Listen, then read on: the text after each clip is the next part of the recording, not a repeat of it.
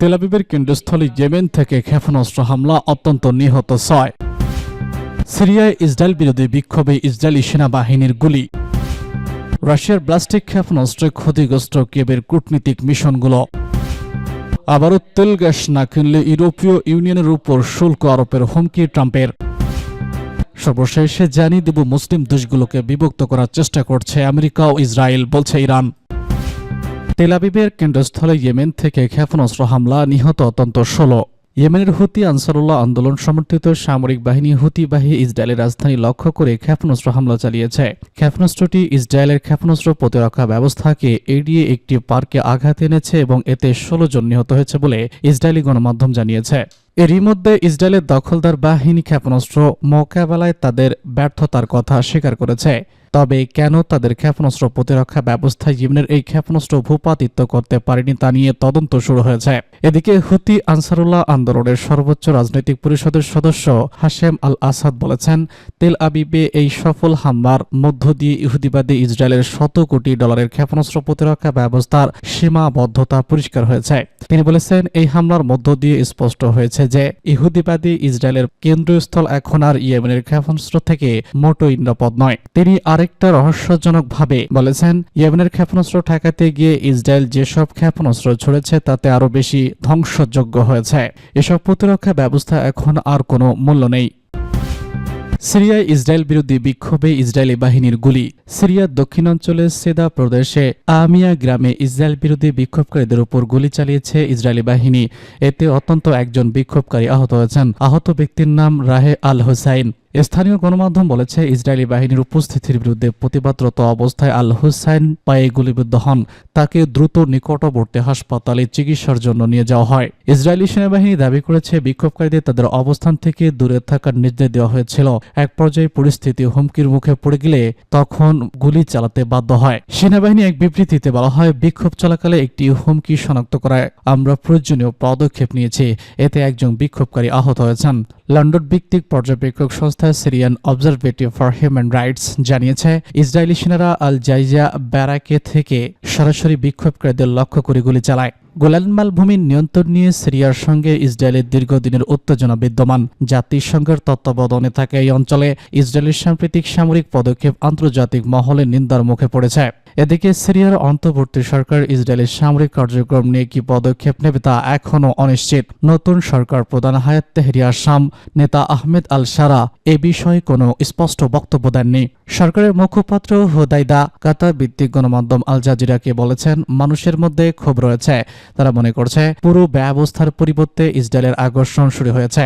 তবে আমাদের প্রধান লক্ষ্য হল দর্শক দেশকে বহিরাগত হুমকি থেকে সুরক্ষিত রাখা। রাশিয়ার ব্লাস্টিক ক্ষেপণাস্ত্র ক্ষতিগ্রস্ত কিয়েভের কূটনীতিক মিশনগুলো। ইউক্রেনের পররাষ্ট্র মন্ত্রণালয় বলেছে, শুক্রবার রাজধানী কিয়েভে রাশিয়ার ব্যাপক হামলায় অন্তত 1 জন নিহত হয়েছেন এবং শহরের কেন্দ্রস্থলে 6টি বিদেশি দূতাবাস ও একটি বিশ্ববিদ্যালয় ক্ষতিগ্রস্ত হয়েছে। সামাজিক যোগাযোগ মাধ্যম টেলিগ্রাম ইউক্রেনের বিমান বাহিনী জানিয়েছে, তারা শহরের নিক্ষিপ্ত স্বল্প পাল্লার ইস্কান্দার ব্লাস্টিক ক্ষেপণাস্ত্র পতিত করেছে। তবে ক্ষেপণাস্ত্রের ভাঙা অংশ ক্ষতি সাধন করেছে এবং 3টি জেলায় আগুন লেগে যায়। নগর কর্মকর্তারা একাধিক বাসভবনে, চিকিৎসা কেন্দ্র এবং স্কুল ক্ষতিগ্রস্ত করেছে বলে জানিয়েছে। বিমান বাহিনীর কর্মকর্তা ব্লাস্টিক আক্রমণের হুমকির খবর পাওয়া মাত্রই সাড়া দিতে বলেছেন, কারণ তখন আশ্রয় পাবার মতো সময় থাকে না। কিয়েভ শুক্রবার ইউক্রেনের পররাষ্ট্র মন্ত্রণালয়ের মুখপাত্র জর্জি তিনাই বলেছেন, ক্ষেপণাস্ত্র হামলার কারণে একটি ভবনের মারাত্মক ক্ষতি হয়েছে যে ভবনটিতে আলবেনিয়া, জার্নিয়া, ফিলিস্তিন, নর্থ আর্মেনিয়া, পর্তুগাল এবং কম্বোডার মতো দূতাবাস রয়েছে। তিনি এই ভবনের ক্ষতির ছবিগুলো তুলে ধরেছেন। তবে এই আক্রমণগুলোতে কারো হতাহতের খবর পাওয়া যায়নি। রাশিয়া বলছে, যুক্তরাষ্ট্রের তৈরি অস্ত্র দিয়ে কিয়েভ যে রাশিয়ায় আক্রমণ চালাচ্ছে এ ছিল তারই পাল্টা জবাব। দক্ষিণের বন্দরনগরী খেরসনের আঞ্চলিক কর্তৃপক্ষ শুক্রবার আক্রমণের কথা জানিয়েছে। এদিকে ইউক্রেনের উপ প্রতিরক্ষামন্ত্রী ও বিচারমন্ত্রী লুগুম শুক্রবার জানান, রাশিয়ার রাজ্যটির রেজিস্টারগুলোতে সাইবার আক্রমণ চালিয়েছে। এ কারণে এগুলো বন্ধ করে দেওয়া হয়েছে। আবারও তেল গ্যাস না কিনলে ইউরোপীয় ইউনিয়নের উপর শুল্ক আরোপের হুমকি ট্রাম্পের। যুক্তরাষ্ট্র থেকে আবারও বেশি করে তেল গ্যাস না কিনলে ইউরোপীয় ইউনিয়নের উপর শুল্ক আরোপ করা হবে বলে হুঁশিয়ারি দিয়েছে ডোনাল্ড ট্রাম্প। আগামী মাসে দ্বিতীয় মেয়াদে মার্কিন প্রেসিডেন্ট হিসেবে দায়িত্ব গ্রহণ করতে চলেছেন তিনি। তার আগে শুক্রবার নিজের ট্রুথ ন্যাশনাল প্ল্যাটফর্মে এক পোস্টে ইউরোপীয় ইউনিয়নের প্রতি এমন কড়া সতর্কবার্তা দিয়েছে এই রিপাবলিকান নেতা।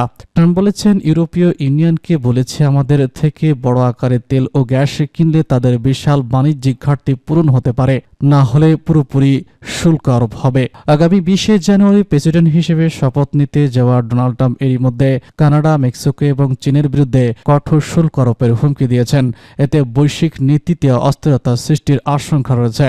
ইউরোপীয় ইউনিয়নের একজন মুখপাত্র বলেছেন তারা আলোচনার জন্য প্রস্তুত। তিনি উল্লেখ করেছেন, ইউরোপীয় ইউনিয়ন এরই মধ্যে যুক্তরাষ্ট্র থেকে বিপুল পরিমাণে তেল গ্যাস আমদানি করছে।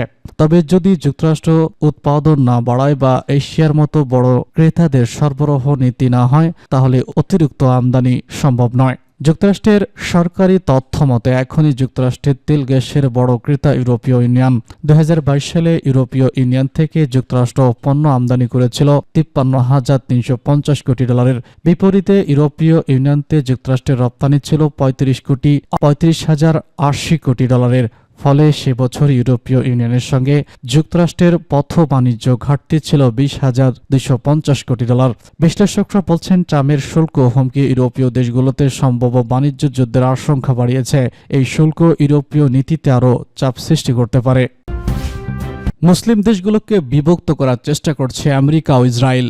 ইসলামী প্রজাতন্ত্র ইরানের পররাষ্ট্রমন্ত্রী আব্বাস কারাকচি হুঁশিয়ারি উচ্চারণ করে বলেছেন, মধ্যপ্রাচ্য ইহুদিবাদী ইসরায়েলের আধিপত্যকে আরও বিস্তৃত করার জন্য আমেরিকা ও দখলদার এই শক্তি মুসলিম দেশগুলোর মধ্যে দ্বিধা বিভক্তি দিয়ে তোলার দীর্ঘমেয়াদী এক ষড়যন্ত্র বাস্তবায়নের চেষ্টা করছে। গতকাল শুক্রবারে মিশরের রাজধানী কায়রোতে থেকে আল কাদর নেটওয়ার্ককে দেওয়া এক সাক্ষাৎকারে তিনি এসব কথা বলেছেন। উন্নয়নশীল মুসলিম দেশগুলোর সংগঠন D8 এর মন্ত্রী পর্যায়ের সম্মেলনে যোগ দিতে আব্বাস কারাকচি কায়রো সফর করেছেন। সাক্ষাৎকারে তিনি বলেছেন, মার্কিন সহায়তার ইহুদিবাদী ইসরায়েলি ফিলিস্তিনের অবরুদ্ধ গাজা উপত্যকা এবং লেবাননে যে বর্বর হামলা চালাচ্ছে এবং সিরিয়ার সামরিক অর্থনৈতিক অবকাঠামোতে ধ্বংসের উৎসবে মেতেছে, তা থেকে প্রমাণ হয় পুরো মধ্যপ্রাচ্যের জন্য ইরান দফায় দফায় যে সতর্কবার্তা দিয়েছে তা সত্য ছিল। মন্ত্রী আরও বলেছেন, ইহুদিবাদী ইসরায়েল নিরন্তর প্রচেষ্টার মাধ্যমে পুরো মধ্যপ্রাচ্যকে বৃহত্তর যুদ্ধে জড়িয়ে দিতে চাইছে, কিন্তু ইসলামী প্রজাতন্ত্র ইরান তেল আবিবের এই যুদ্ধে উস্কানির মোকাবেলায় অত্যন্ত বুদ্ধিমত্তার কাজ করতেছে। সিরিয়ার প্রতি ইরানের দীর্ঘদিনের সমর্থনের বিষয়ে আব্বাস কারাকচি বলেছেন, এই সমর্থন কোনো ব্যক্তির জন্য ছিল না, বরং ইহুদিবাদী ইসরায়েল ও উগ্র সন্ত্রাসী গোষ্ঠীগুলোর বিরুদ্ধে পুরো সিরিয়াবাসী তাদের জাতীয় সার্বভৌমত্ব এবং সিরিয়ার ভৌগোলিক অখণ্ডতা রক্ষার জন্য এই সমর্থন দেওয়া হয়েছে। এর অংশ হিসেবে ইরান দামেস্কে পরামর্শ দিত এবং সিরিয়ার জনগণও সেখানকার বিরোধী রাজনীতিকদের সাথে যোগাযোগের কথা বলতো, কিন্তু সিরিয়ার সরকার ইরান কিংবা রাশিয়া দ্বারা নিয়ন্ত্রিত ছিল না। সাক্ষাৎকারে আব্বাস কারাকচি সিরিয়ার আবার উগ্র সন্ত্রাসী গোষ্ঠী দায়েশ এবং অন্যদের তাণ্ডব শুরুর আশঙ্কা করে এ বিষয়ে সবাইকে সতর্ক করেন।